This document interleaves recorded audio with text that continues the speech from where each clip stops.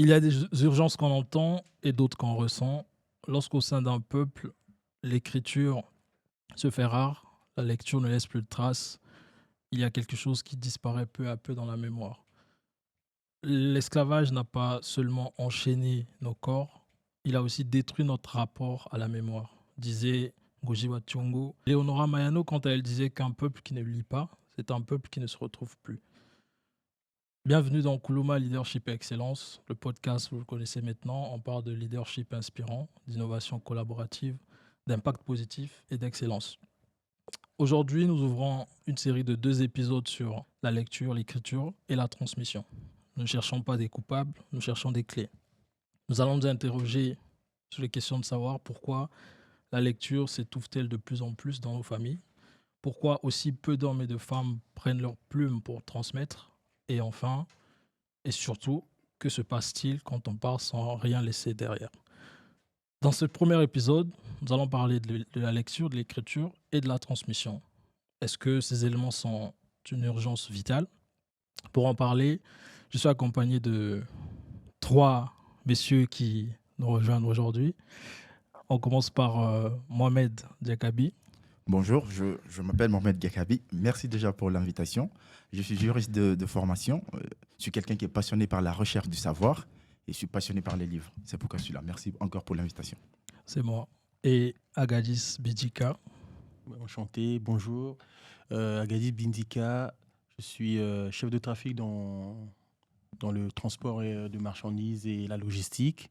Passionné de lecture depuis très petit et passionné surtout de la langue française. Et enfin, Germain Yamba, avocat, désormais écrivain. Le thème qui nous intéresse aujourd'hui est important et est au cœur de l'humanité parce que l'humanité ne vit que par la transmission. vous avez peut-être omis de signifier que vous êtes aussi docteur en droit. Donc voilà, on a en face de nous un profil qui colle bien au sujet. Parfait, oui. Parce qu'on parle d'écriture, il a écrit de lecture. Pour finir un cursus en droit, je pense qu'il faut avoir lu beaucoup de bouquins. Oui. Et surtout docteur en droit, donc la transmission, c'est aussi son quotidien. Parfait, oui. En tout cas, je vous remercie d'être là, de participer à cet épisode, ce premier épisode sur cette série. Alors, la première réflexion tout de suite, on a beaucoup entendu dire que dans la culture africaine, quand un vieux sage meurt, c'est comme une bibliothèque qui brûle. Moi, cette question-là, elle m'interpelle beaucoup. Donc, on va peut-être commencer là tout de suite. Qu'est-ce que ça vous évoque? Déjà, merci pour la question, Rémi. Cette citation vient de Amadou Hampâté-Bâ qui dit que lorsqu'un vieillard meurt, c'est une bibliothèque qui brûle. Déjà, il faut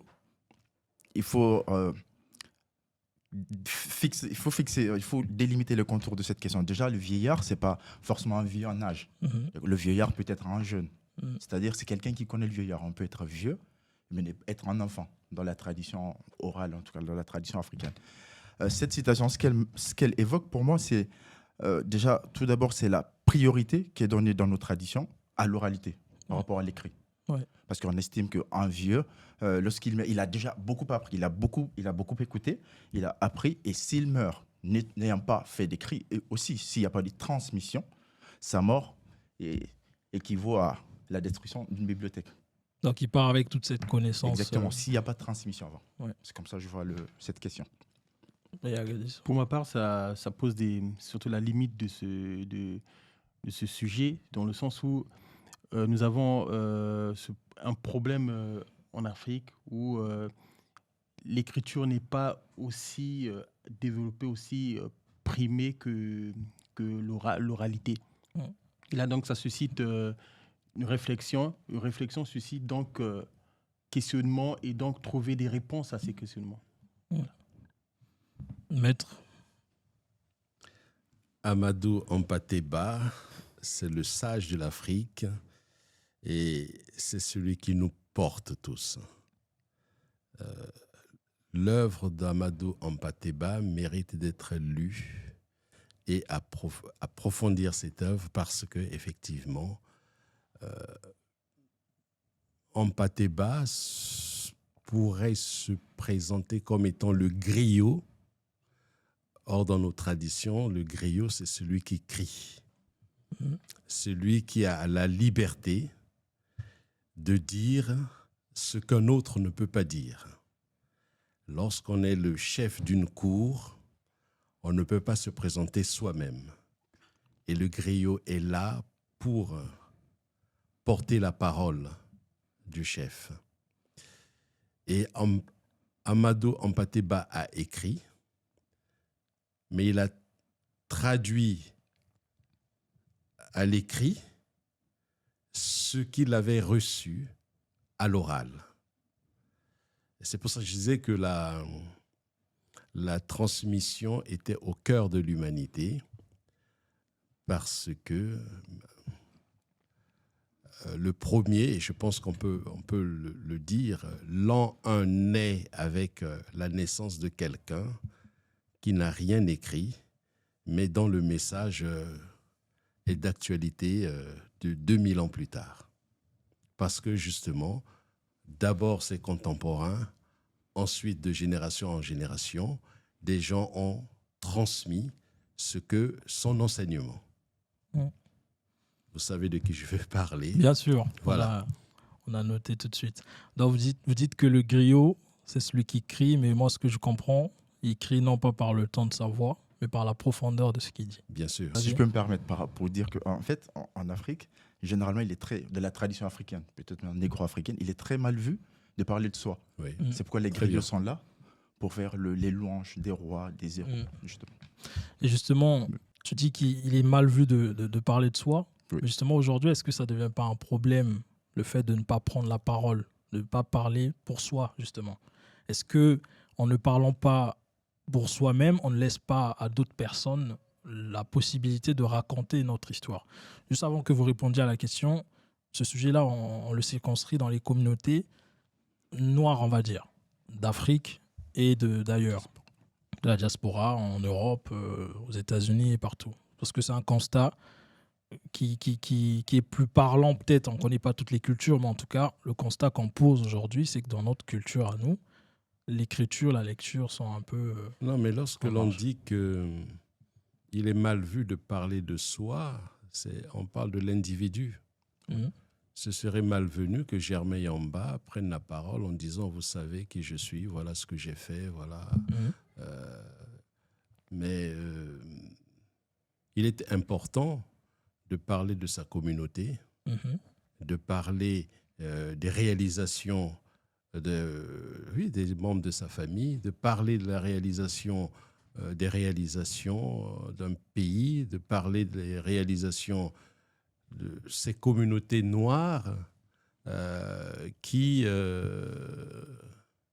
ces communautés noires, et je pense, moi je le pense, que nous sommes héritiers de grandes civilisations qui, avant même que l'écrit ne naisse, avaient déjà mis en place un certain nombre d'institutions, de réalités qui nous ont échappé ou qui nous échappent.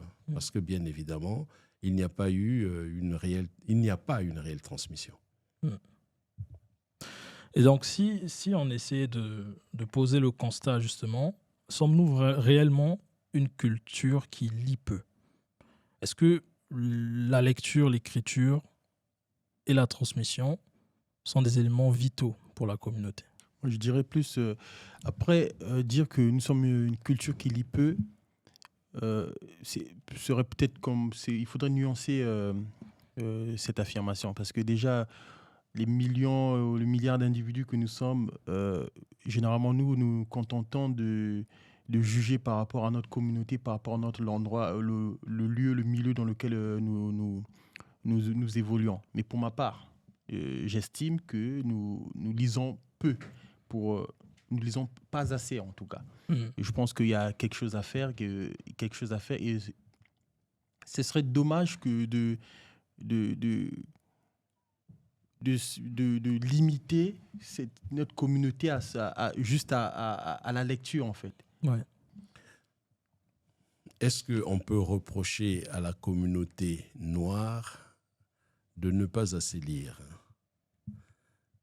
Peut-être pas, parce que la lecture, en tout cas l'écriture, vient compléter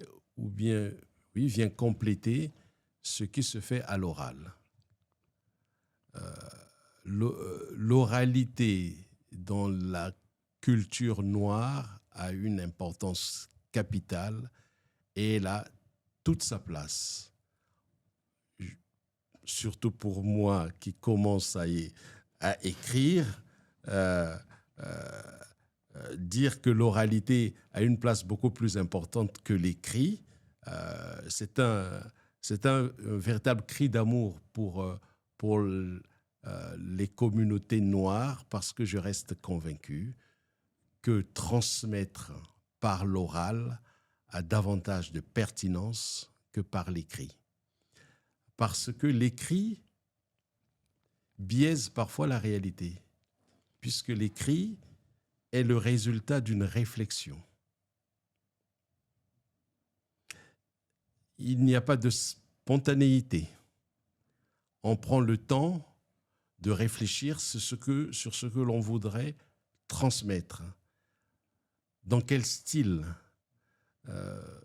Un écrit n'est pas forcément destiné à toutes les couches sociales, alors que l'oral permet d'atteindre toutes les couches sociales. Un gamin de 5 ans, comme un monsieur de 50 ans, un vieillard de 80 ans, une femme, un homme, quand on est un bon orateur, on va dire, quand on est un bon griot, on peut savoir effectivement comment, ce que l'on va transmettre. Je suis tout à fait d'accord avec Maître. Justement, en fait, avec l'écrit, on perd l'importance de l'instantanéité. Alors que dans l'oralité, c'est le présent qui compte, ce qu'on transmet tout de suite. Parfois, l'écrit peut être orienté, même idéologiquement. On peut avoir des écrits qui sont orientés parce que sur de tel bord, où j'ai envie de transmettre une façon de penser à ma population ou à mon peuple. Et j'oriente. Et l'écrit, à ce moment-là, il n'est pas exempt des questions très problématiques pour la postérité, justement. Je vous rejoindrai sur vos observations. En revanche, je m'interroge sur l'aspect transmission. Parce que, étant africain, j'ai aussi grandi avec un grand-père, entre autres, qui m'a raconté des histoires que lui-même a reçues de ses arrière-grands-parents. Donc, de génération en génération. Aujourd'hui, je suis père, donc je vais peut-être les raconter à ma fille, en parlant de manière orale, en tout cas. Mais la question, c'est quand même la transmission. Pourquoi? Parce que entre ce que moi j'ai entendu de mon grand-père, parce que dans la communication, on dit entre la pensée, la parole et ce que l'autre comprend, on a déjà dénaturé le message, déjà sur l'aspect garder l'authenticité du message et aussi, surtout, l'aspect de transmettre de génération en génération. Par exemple, on est en France, donc Napoléon, est-ce que si cette histoire-là a été contée de manière orale, elle aurait la même pertinence, le même écho que le fait de la lire dans tous les bouquins ou presque? On parle de Napoléon, en tout cas de manière écrite, dans les bouquins, dans les coins de rue. Voilà, moi je m'interroge, je suis d'accord avec vous qu'on garde l'authenticité. Par exemple, là, ce que je dis, c'est très authentique. Vous sentez même par l'intonation des mots, le mot sur lequel je mets l'accent. Mais voilà, en sortant d'ici, ce que j'aurais dit, qu'est-ce qu'on va en garder si on ne laisse pas de traces écrites, par exemple? Il y a un devoir. Celui à qui je transmets a le devoir d'être fidèle à ma pensée. Et donc celui qui reçoit, c'est de sa responsabilité s'il venait à travestir ma pensée. Il est tenu par ce que je lui dis. Dans nos traditions, on dit que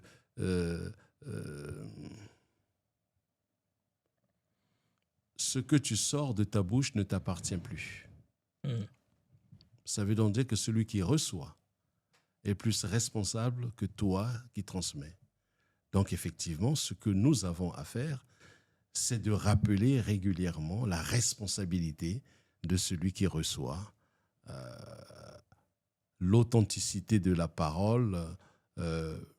Je reste presque persuadé qu'elle est beaucoup plus efficace que par l'écrit. Je ne nie pas l'importance de l'écrit. Très important, l'écrit. Mais je veux simplement préciser que dans notre culture, parce que ça fait partie de notre ADN, il nous appartient de donner de l'importance à l'oralité, parce que l'oralité fait partie de notre civilisation.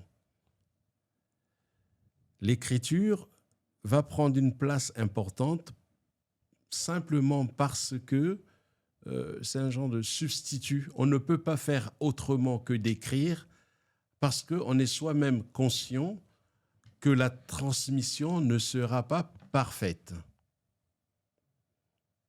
et que ceux qui ont la mission de transmettre n'auront pas forcément la capacité des générations passées. Et donc, effectivement, nous sommes aussi membres d'une culture, d'une civilisation mondiale qui a une influence sur nos cultures et qu'il nous faut, bien évidemment, également faire comme les autres, écrire. On parle d'Hampâté-Bâ, les œuvres d'Hampâté-Bâ, il a conscience de ce qu'il y a des gens qui notamment l'étrange destin de Vangrin, il prend la précaution d'indiquer que beaucoup ont contesté l'authenticité du récit qu'il traduit par ce roman, mais il indique également, il se défend en indiquant que ce qu'il a écrit est le résultat de ce que lui-même a reçu des acteurs. Et maître, il y a une autre question. En parlant, vous expliquez que vous donnez plus avantage à la transmission orale, et c'est la réalité qu'on constate justement dans nos communautés. Maintenant, la question qui me vient à l'esprit, c'est quel est l'impact de la colonisation, par exemple, dans ce fait-là? Déjà, dans un premier temps, est-ce que la colonisation a influencé, a orienté cette tradition plutôt orale qu'écrite? Et la question sous-jacente, donc, c'est la question de la langue. On parle français parce qu'on vient des pays qui ont été colonisés par la France. Nos amis anglophones parlent anglais. Dans quelle langue aurions-nous écrit si on partait sur la transmission écrite?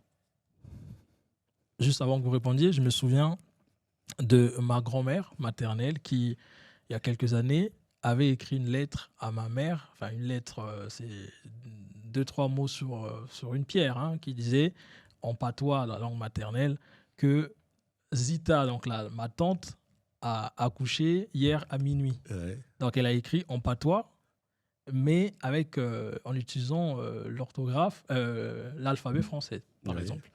Donc d'abord, est-ce que la colonisation a eu un impact? Et ensuite, la question de la langue. Enfin, je souris parce que effectivement, je reconnais là notre faiblesse. Ah, donc voilà. C'est une faiblesse.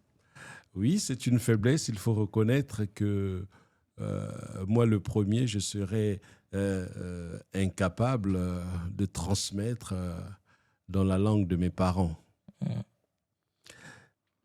Et que je réfléchis en français.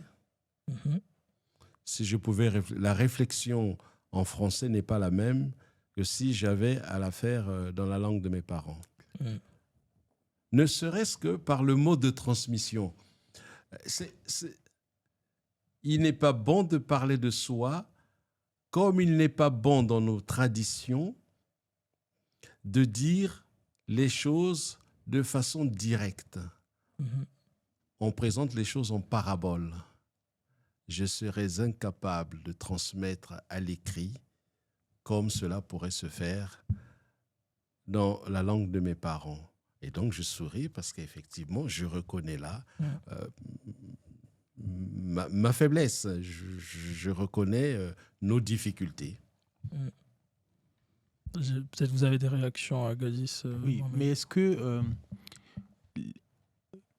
on a des auteurs, par exemple, qui l'ont fait, qui ont pu le faire. Est-ce que on reconnaît la difficulté, mais est-ce que aujourd'hui, il faudrait peut-être pas emboîter le pas, le faire quand même. Par exemple, on a des écrivains comme Kenyan, comme Ngugi wa Thiong'o qui a commencé à écrire en Kikuyu. Est-ce que aujourd'hui, la question ne se pose pas de savoir commencer d'abord. Il faut faire le pas, oser. Et aujourd'hui, on remarque que beaucoup de nos écrivains se mettent des barrières. On a l'impression qu'ils se mettent des barrières. Ils s'enferment dans une sorte de prison pour ne pas se prêter à l'exercice. D'accord. Mais Agali, juste pour compléter ton point, justement, ma grand-mère, pour prendre son exemple, elle m'a raconté une tonne d'histoires, c'est sûr. Elle m'a raconté comment elle a acheté son premier terrain à un prix très, très, très dérisoire. Le message ou la leçon qu'elle me transmettait dans cette discussion-là, c'était la vision, la prévision, l'investissement. Mais vu qu'elle ne peut pas le raconter, elle ne peut pas l'écrire en français, elle est obligée de le raconter de manière orale, donc dans ma langue maternelle. Maintenant, Maître reconnaît là une faiblesse, mais moi j'ai un contre-exemple, c'est qu'aujourd'hui, pour parler du pays que je connais le plus en Afrique, le Congo, la Bible elle est traduite dans quasiment toutes les langues maternelles du Congo. Donc, en tant qu'auteur, maître, peut-être qu'il faut penser à traduire les amours éternels en lingala, en Kikongo. Oui, donc on peut écrire en français et puis après et puis traduire. À des traducteurs. Moi, j'ai une question à poser. Bien sûr, oui. Allez-y, maître, Allez-y. En fait, est-ce que les populations africaines aujourd'hui arrivent à lire dans ces langues-là? Oui, bien sûr. D'accord. Oui, bien sûr. Je pense par exemple au cours de catéchisme dans les églises où les populations lisent fidèlement les passages bibliques. Une grande majorité. Fidèlement, oui. Okay.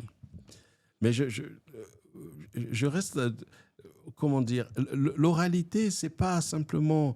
Rémi vient de prendre l'exemple de l'achat du terrain de sa grand-mère. Je souris encore parce que gaillardement, je vais, pour ne pas le dire, dans un district au Congo, je rencontre le maire d'une ville. Je lui dis, je suis intéressé d'acquérir des terrains. Est-ce que vous pourriez me dire combien coûte l'hectare ? Il sourit, il dit non, ici on ne vend pas des hectares, on cède un bout de territoire. Je ne comprenais pas et ce maire de me dire, mais vous savez, vous êtes un enfant du pays, il vous appartient de me dire, si vous êtes intéressé, je vais vous montrer le lieu où vous pourrez devenir propriétaire et voilà, symboliquement... bien évidemment, on va établir. Ça veut dire que la culture, Rémi pose une question importante. Quel est l'impact de la colonisation sur notre culture ? Mais ça, c'est un problème économique. Culturellement, tu ne vas pas aller dans un village dire « je voudrais acheter des hectares ». Tu vas pour dire « je voudrais m'installer ». Il y a tout un rituel à respecter que moi, je n'avais pas respecté à ce moment-là et que le maire de ce village m'avait fait observer en disant « c'est pas comme ça, ça se passe autrement ». Agadis, comment toi t'expliques, par exemple, que dans la plupart de nos communautés, lire reste un acte marginal ou perçu comme réservé à l'élite ? Moi, je pense que ça va... Il y a une jeunesse dans tout ça, en fait. Lorsque nous voyons ces dernières années, il y a eu une sorte de... on a pu donner la priorité pour le cas pour notre pays, le Congo, d'où je viens. On a l'impression qu'on a pu donner la priorité à la lecture, en fait. La priorité, les défis d'alors, dans les défis à relever, la lecture n'était plus au centre. Et du coup, les gens se sont désintéressés de cet exercice. Et aujourd'hui, on en récolte les fruits, mais amers. Ça va d'une politique, en fait. C'est la politique mise en place par, entre guillemets, les autorités. Et ça, moi, pour ma part, par exemple, je me souviens que lorsque j'étais tout petit, on avait, bien que elle n'était pas une bibliothèque, c'était pas une bibliothèque propre au Congo, on avait le centre culturel français où on y allait souvent. Et on avait accès à ce savoir. Et aussi, ça vient aussi il y a aussi un volet social. Généralement, c'est comme on dit, entre guillemets, on va dire, les médecins font des médecins. Et chez nous, lorsqu'on on n'évolue pas, on ne grandit pas dans une famille où la lecture est mise au centre, généralement, c'est difficile qu'après, les enfants, en grandissant, aient cette appétence-là, cette envie de lire. Et ça nous poursuit jusqu'aujourd'hui. Et aujourd'hui, on remarque que rien n'est fait pour susciter, pour renverser cette tendance. Donc pour toi, la responsabilité, elle est partagée entre les familles, les initiatives publiques. Exactement. Ça me fait penser à une discussion que j'ai eue avec Chris et un autre ami, pour ne pas parler que des Noirs d'Afrique, hein, il y en a beaucoup en France, qui disait que la réalité dans les cités, en fait, on parle de système, on met tout ce qu'on veut dans le système maintenant, mais il expliquait que son constat, c'était que dans les cités, tout est fait, ou presque, pour que les gens n'aient pas la possibilité de lire, de se cultiver. Est-ce que c'est une réalité? Moi, je n'ai pas grandi en cité, je peux pas témoigner. Je sais un peu nuancer parce qu'on remarquera, par exemple, la ville d'où je viens, Tours, dans beaucoup de quartiers, il y a des bibliothèques ou des médiathèques. Donc, à la fin, je ne pense pas que tout est fait pour ne pas... Il en va de la responsabilité donc, des parents. Parce que là, le politique, les élus auront fait leur travail. Maintenant, c'est à nous d'aller vers ces structures. Je voulais réagir. Oui, tout à fait. Je suis d'accord avec ce qui vient d'être dit. C'est tout simplement, j'ai envie de retourner un peu en arrière. Parce qu'avant la colonisation, la transmission, la littérature de manière générale, elle se faisait par l'oralité. Ouais. D'accord. Lorsque la colonisation est intervenue, c'est là que l'écrit a commencé à prendre le devant sur l'oralité. Ouais. Alors que on ne s'est pas adapté à l'écriture. Il y a juste un petit groupe ou une certaine élite qui ont accès à la lecture et maintenant, il faut qu'on s'adapte. Moi, je pense que c'est ça. Avant la colonisation, c'était l'oralité. La colonisation est intervenue, il y a eu l'écrit. Il va falloir s'adapter, mais tout en prenant en compte l'importance de l'oralité, comme l'a dit tout à l'heure Maître. Oui, mais le livre, oui. La littérature, la culture, tous ces éléments, en principe, nous ont accompagnés. Alors, moi, je suis un peu vieux sur cette table, cette discussion. Je pense que nous ne sommes pas désincarnés, puisqu'on parle des communautés noires en France également. L'accès à la lecture, l'accès aux livres présente les mêmes difficultés que ce soit en Afrique ou ici. Les jeunes générations ne lisent plus parce que malheureusement l'offre est immense. Il y a des écrans partout et il est beaucoup plus facile de suivre la télé que de prendre un livre. Et les communautés noires, je te rejoins quand tu dis que la ville de Tours, que nous chérissons tous les deux, propose un panel assez large des possibilités d'accès aux livres. Sur la place de Tours, pour ne pas citer le quartier, pourquoi pas, le Sanitas, il y a une bibliothèque en plein cœur du Sanitas. Maintenant, on va faire un sondage. Combien d'enfants noirs de la communauté vont aller dans cette bibliothèque? Je ne pense pas. Et à Tours, il y a des bibliothèques ambulantes. Ça veut donc dire qu'il appartient simplement aux parents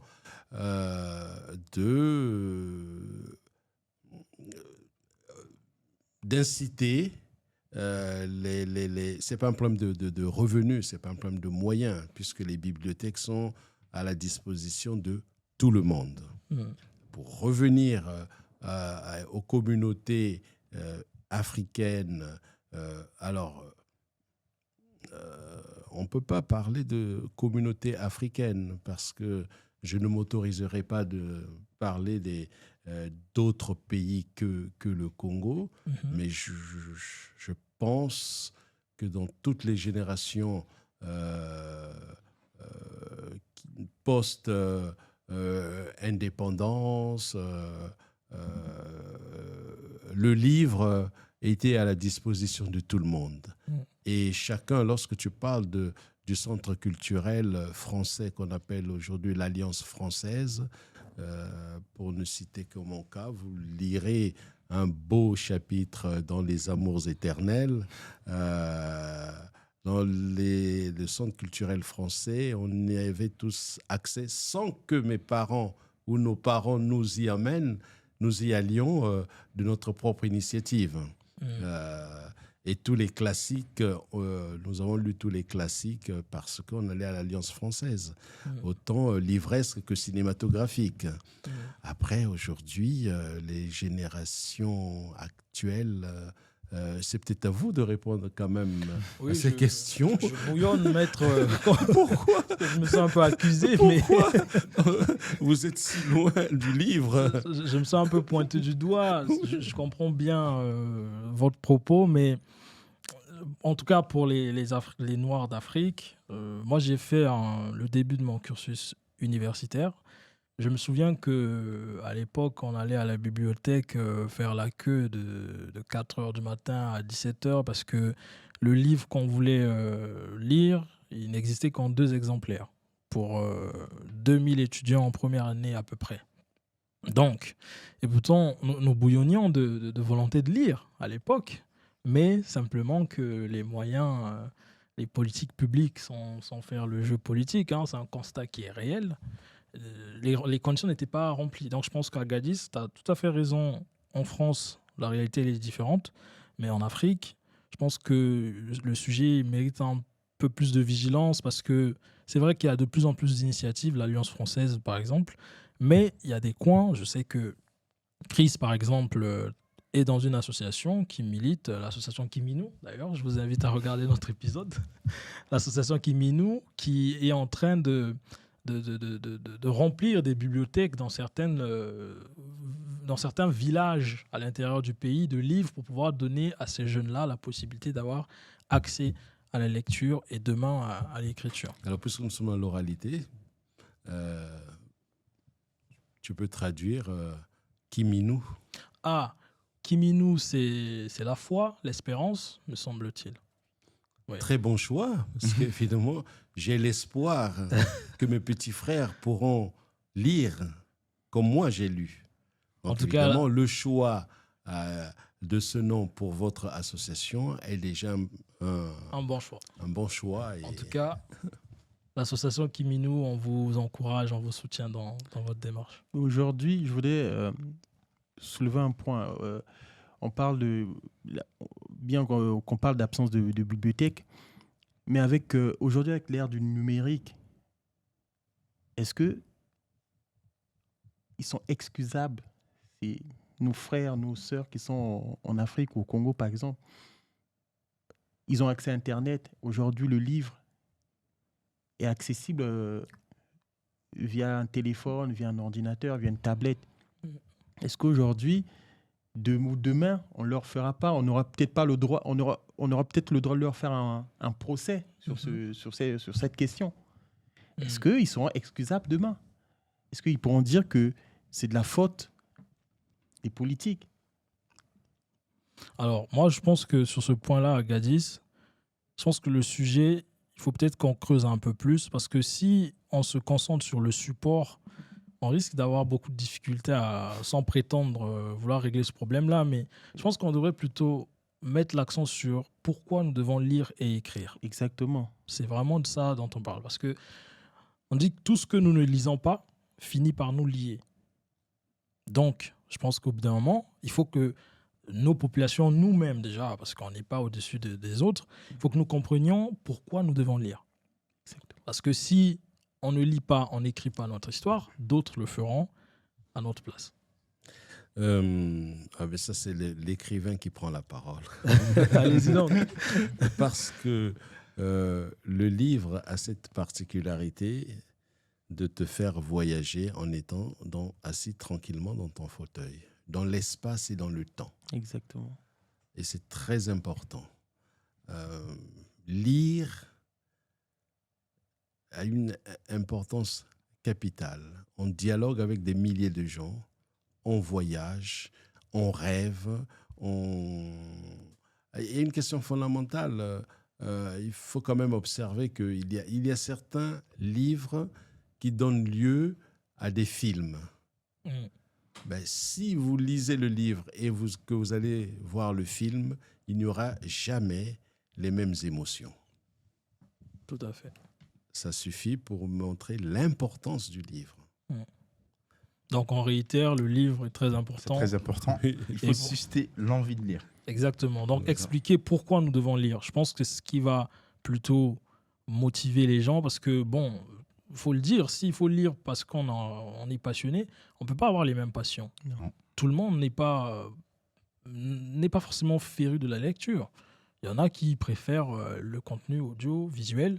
Mais si on met l'accent sur la nécessité, il y a beaucoup de tâches d'entreprises dans lesquelles on se lance sans pourtant être particulièrement passionné, mais c'est parce qu'il y a une vraie nécessité derrière qu'on le fait. Et donc là, je te relance, Mohamed, si tu peux nous ramener, pour toi, dans tes souvenirs, oui. Qu'est-ce qui a influencé positivement ou négativement ton rapport à la lecture et à l'écriture? Positivement, moi je suis quelqu'un je suis passionné par la recherche du savoir. J'aime rechercher le savoir. Lorsque je vois par exemple Maître Yamba m'expliquer l'historique un peu de l'oralité en Afrique, je suis passionné par ça. Une fois j'étais à l'université, j'ai vu un Messie, c'est un Burundais, il parlait des Kafka. J'étais là, je venais d'arriver en France, j'étais passionné par ça.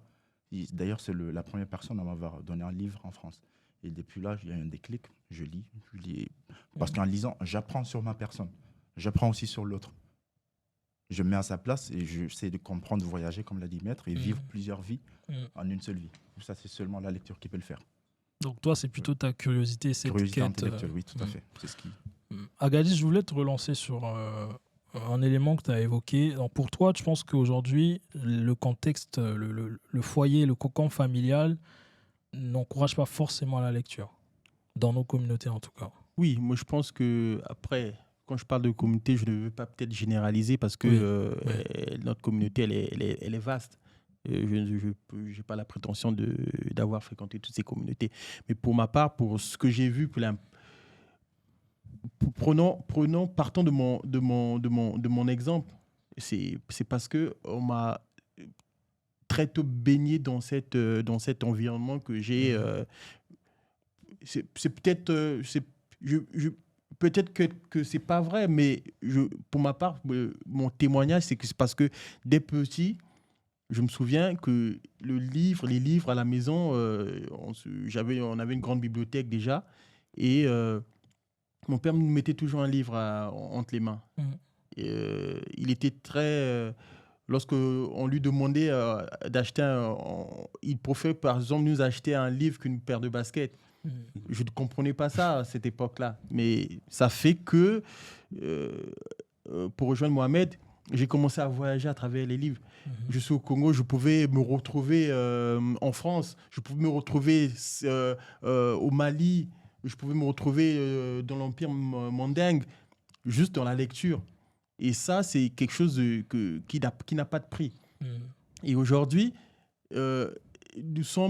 c'est comme l'éducation, les parents sont les premiers, ils sont les piliers, ils sont les premiers interlocuteurs des enfants. Donc je pense que si quelque chose est fait quelque part à ce niveau-là, on peut espérer quelque chose, on peut espérer après. Il n'y en aura peut-être pas un résultat à 100%, mais j'estime que le résultat, la récolte sera bonne. Donc, il faut l'intégrer pour toi dans l'éducation. Oui, ça fait partie de l'éducation parce que lire, c'est au-delà de voyager, ça fait partie pour l'éducation, pour les études, pour un parcours scolaire, c'est important. À travers les livres, on connaît les mots, on peut s'exprimer, on peut exprimer sa pensée, on peut argumenter, on peut revendiquer sa liberté avec des mots. Et non rester frustré, on ne trouve pas les mots pour sortir ce qu'on a dans le ventre. Donc, oui, allez-y, maître. Non, mais je voulais dire que la lecture, ce n'est pas simplement le livre. On peut rendre les choses même beaucoup plus simples. La lecture du quotidien, le journal, la semaine africaine apportait beaucoup. Lorsque vous lisez... ça peut être un quotidien, un hebdomadaire, il y a beaucoup de thèmes qui sont développés. Vous partez des questions politiques, le sport, la culture. Les journalistes, les uns après les autres, rédigent des chroniques. Et quand vous avez acheté un journal, vous avez un panel important de thèmes qui vous permettent effectivement, en même temps, d'être au courant de l'actualité, mais d'avoir également des connaissances. Et pour dire qu'effectivement, nous avons à notre disposition, en tout cas nos enfants, tout le monde a à sa disposition papier lui permettant évidemment de lire. Donc en tout cas, bien marquer la différence. La lecture, c'est pas que le livre, parce que à la décharge de cette communauté, entre guillemets encore, c'est que les gens lisent énormément dans leur parcours scolaire et académique pour réussir ses études. On lit. Donc, il faut peut-être marquer cette différence-là. Lecture dans le sens académique, mais aussi lecture dans le sens culture générale, développement personnel, loisirs, voilà. Maître, avant qu'on se concentre sur vos deux romans, parce qu'il faut qu'on creuse un peu, j'avais une question pour vous. Comment peut-on articuler mémoire orale et traces écrites sans les opposer? Si oui, comment? L'écrit est la traduction de l'oralité. Très peu d'auteurs vont partir du néant. Soit ils sont témoins de faits, soit parce qu'ils sont acteurs, soit ils sont témoins des faits rapportés, et à partir de ces éléments, ils écrivent un livre. Ça veut donc dire que c'est pour ça, au début de notre conversation, j'indiquais l'importance de l'oralité, parce que l'oralité est la matière pour pouvoir écrire. En tout cas, c'est mon... Et juste avant que je te redonne la parole, et au début, vous avez fait référence, sans le dire, mais à la religion, je pense. Et moi, étant chrétien, croyant, pratiquant, je prends l'exemple de la Bible du temps de Jésus, qui n'a pas écrit un seul mot de tout ce qu'il a fait. C'était de la transmission exclusivement orale. Et vous parliez d'adage. Jésus parlait beaucoup en parabole. Bien sûr. Pour que, il expliquait lui-même, pour que ce ne soit pas à la portée de tout le monde. Donc, vous avez tout à fait raison de dire qu'on part toujours de l'oralité pour après mettre sur un bout de papier cette pensée-là. Oui, j'allais justement dire la même chose. Dans la Bible, je pense qu'il est dit qu'au commencement était la parole. Chez les musulmans aussi, il y a un verset qui le dit kun fayakun, c'est-à-dire toute la parole est à la base. Donc, la parole d'abord, et puis après l'écrit. Alors, je faisais rire Chris, Agadis et Mohamed quand on discutait pour préparer cet épisode. Je pensais à mon prof d'espagnol au lycée qui nous disait que l'espagnol, il fallait d'abord parler et puis après écrire. Si l'apprentissage d'une langue, donc de ce qui nous permet de communiquer, commence par la parole, ça veut dire que la transmission orale, elle a le droit d'exister. En tout cas, c'est justifié qu'on garde cette tradition-là. Mais on comprend aussi qu'il faut peut-être la faire évoluer. Malheureusement, vous ne serez pas là avec nous pour le deuxième épisode. En parlant de l'évolution, vous avez évoqué le numérique. On va justement se concentrer sur ce point-là parce qu'aujourd'hui, le livre papier, qu'est-ce qui va en rester si on prend déjà l'évolution de la société qui est ultra connectée? On fait tout sur nos téléphones. Pourquoi on va retourner prendre un gros bouquin papier et lire dans le métro, ce qui est très à la mode à Paris? Mais aussi sur des questions, par exemple, écologiques. Est-ce qu'aujourd'hui, demain, dans quelques années, on va toujours imprimer autant de livres qu'on le fait aujourd'hui? Est-ce que vous savez qu'il y a également le livre oral? Ah. Des gens qui lisent des livres qui sont malvoyants. Ouais. Et vous avez des prêteurs de voix qui lisent pour cela. C'est-à-dire qu'il y a un mélange.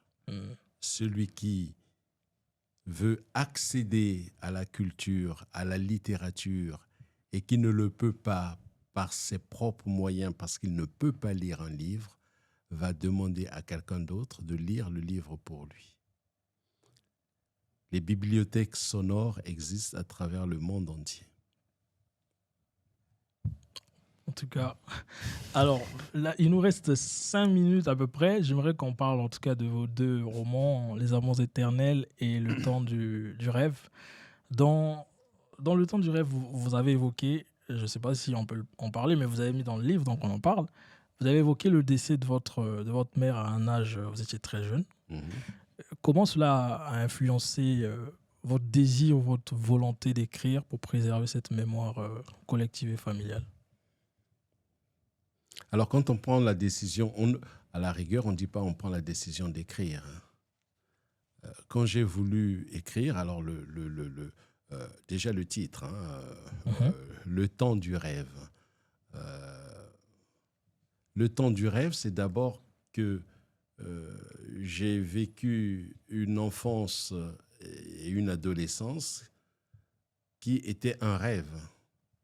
C'était un temps où on ne se posait pas de questions. On vivait. Et le décès de ma mère ne doit pas être, en tout cas je ne le vis plus, c'était une tragédie, parce que quand on perd sa mère à 12 ans, c'est pas un jeu, mais en même temps, c'était un détonateur. Je l'ai perdu à 12 ans et à 12 ans, j'ai décidé d'être avocat. Parce que je pense que son décès était le résultat d'une injustice. Voilà. Et aujourd'hui, je pense être épanoui et le métier que je fais, je le fais avec passion parce que je suis devenu avocat après plusieurs années d'enseignement à l'université. Et à un moment donné, on se dit, tu n'es pas fait pour être enseignant, tu es d'abord fait pour être avocat. Et puis voilà. Je ne sais pas ce que je peux dire. Je vous invite à lire Le temps du rêve. Ouais. Parce que, et en même temps, je ne sais pas si j'ai atteint mon objectif. J'ai l'ambition de me dire que Le temps du rêve est un roman qui retrace la vie de tous les enfants africains, pour ne pas dire de tous les enfants à travers le monde. Tous les enfants, pour moi en tout cas, de cet âge-là, 10, 11, 12 ans, doivent pouvoir se retrouver dans les temps du rêve. Je suis malheureusement, c'est déjà épuisé et je vais essayer de faire en sorte que la réédition intervienne vite pour que d'autres enfants d'Afrique et d'ailleurs lisent Le Temps du rêve. En tout cas, ça veut dire que c'est un succès déjà. Si aujourd'hui on peut plus en avoir un exemplaire. Juste avant que je laisse la parole à mes deux amis, poser une ou deux questions. Justement, vous êtes avocat. Vous plaidez devant les tribunaux. Comment votre métier ou en tout cas votre réflexion de juriste influence-t-il votre style de narration ou votre plume? Alors,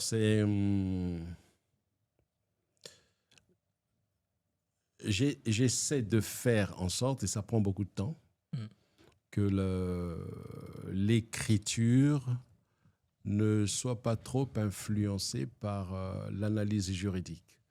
Ça veut dire que l'écrivain essaie véritablement de se détacher du juriste. Et c'est un exercice qui est extrêmement difficile. Mais j'ai réussi parce qu'effectivement, c'est d'abord... je pense même que la littérature influence l'écriture juridique que l'inverse. Ah, d'accord. Donc, juste très rapidement, je vous laisse poser une question. Tout à l'heure, maître, vous avez parlé de la mort de votre mère comme une injustice.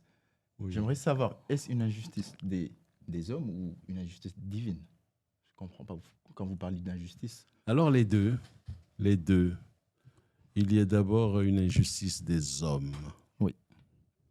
Vous lirez les circonstances de son décès. Et c'est une injustice pour un enfant qui, à 12 ans, découvre la mort. C'est injuste. Heureusement que quand on avance en âge, on se dit, mais finalement, la mort fait partie de la vie. On naît et on meurt. Et vous avez les auteurs qui vous expliquent que heureusement que la mort existe, sinon la vie serait très dure. Donc voilà, c'est cette double injustice qui, oui, pour un enfant de 12 ans, c'est injuste. Il n'a pas d'explication à donner. Il dit, mais c'est terrible, pourquoi j'ai plus ma mère, la plus belle femme au monde. Comment expliquer, oui, qu'on me prive de cette personne. D'accord. Est-ce que alors la rédaction de ce livre, de votre livre, a cicatrisé ou en quelque sorte soigné cette blessure ou cette injustice? Je ne sais pas. D'accord. Je ne sais pas, j'avais envie justement de transmettre l'amour que j'ai pour ma mère, encore aujourd'hui, mais je pense que cet amour revient également dans Les Amours éternels, donc le deuxième roman. On ne peut pas parler de... si on parle de la cicatrisation, ça veut donc dire qu'il y avait une blessure, qu'aujourd'hui, je suis guéri de cette blessure. À la rigueur, j'ai envie de dire, je n'ai pas envie. Parce que cette femme m'accompagne. Et donc, voilà, j'ai besoin qu'elle soit toujours présente. Et elle est présente. D'accord, merci. Est-ce que cette blessure ne vous permet pas, quelque part, d'être humain, de vous ressentir plus humain? Parce qu'on voit dans votre plume, sur votre écriture, vous parlez beaucoup de solidarité, d'humanisme. Bien sûr, c'est une exigence. On ne va pas parler de blessure, parce que, oui, bien sûr, en tout cas, surtout par rapport à notre culture, cette femme a accueilli, et moi j'ai été accueilli également par d'autres femmes, d'autres mamans. Cette femme était l'incarnation même de notre culture. Quand un autre garçon de mon âge arrivait à la maison, il n'y avait pas de différence. Au moment du repas, le copain du quartier avait la même portion que moi, que nous. Vous voyez, elle mettait autant d'amour. Voilà, donc pour moi, nous avons eu, en tout cas, moi j'ai eu la chance d'avoir cette femme qui a su me dire qu'il ne faut jamais être égoïste. Voilà, je l'aime. Aimons nos mamans. Aimons nos mamans, aimons nos papas, aimons nos proches. Dans les amours éternels, il y a également de belles lettres sur mon papa. Et j'ai été surpris qu'une dame me dise que dans les amours éternels, j'ai tracé davantage de belles lettres pour mon père que pour ma maman. Ça veut donc dire que c'est bien la littérature. Chacun trouve les émotions dont il a besoin à la lecture. En tout cas, maître, vous avez perdu votre maman très jeune. Moi, j'ai perdu mon père aussi. On a tous perdu un être cher. Ce qu'on peut retenir de ces événements douloureux, c'est que ces personnes-là sont parties, mais l'amour qu'on a pour elles est intact. Sinon, grandit, peut-être même. Nous font grandir. Donc, je vais vous laisser conclure lecture, écriture, transmission. Est-ce que finalement, on parle d'une urgence vitale? La transmission est vitale. Une civilisation se meurt si elle n'est pas transmise. Et la civilisation africaine, nous avons le devoir, les uns et les autres, de transmettre cette belle civilisation qui est le creuset de l'humanité. Il faudrait que nous en soyons conscients et que nous en soyons fiers. Qu'elle se transmette oralement ou par l'écrit, nous avons le devoir de la transmettre, cette civilisation africaine. Merci. Je vous remercie encore tous les trois. Merci. Agadis et Mohamed, on se retrouve dans le deuxième épisode de cette série. Et Maître, on vous remercie de... Merci beaucoup. Merci. Cette sagesse, Je suis très disponibilité. honoré. Merci. Merci à vous. C'était Koulouma, Leadership et Excellence. Restez connectés pour le deuxième épisode de cette série. Vous verrez qu'on va parler du numérique, de la lecture à l'ère du numérique, de comment on adapte les supports de lecture aujourd'hui. Merci à vous et à bientôt.